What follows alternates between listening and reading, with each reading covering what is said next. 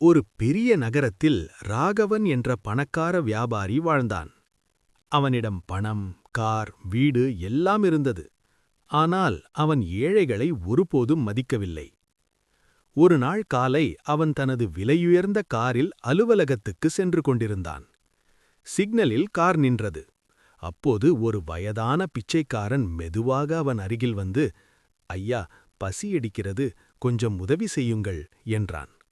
அதைக் கேட்ட ராகவன் கோபமாக கத்தினான். வேலை செய்யாமல் பிச்சை கேட்கிறாயா?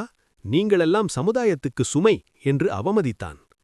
அந்த வயதான பிச்சைக்காரன் அமைதியாக சிரித்தான். பிறகு மெதுவாக ஒரு வார்த்தை சொன்னான்.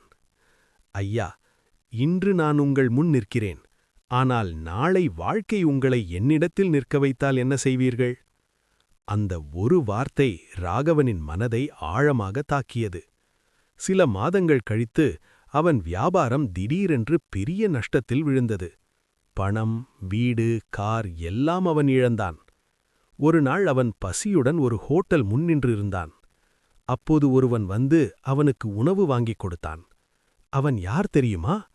அதே வயதான பிச்சைக்காரன். அவன் சிரித்துக்கொண்டு சொன்னான், வாழ்க்கை எப்போதும் ஒரே மாதிரி இருக்காதையா. இன்று மேலே இருப்பவன் நாளை கீழே இருக்கலாம்.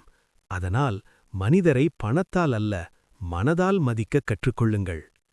நீதி: ஒருவரின் நிலையை பார்த்து அவமதிக்காதீர்கள். வாழ்க்கை ஒரு நொடியில் எல்லாவற்றையும் மாற்றிவிடும்.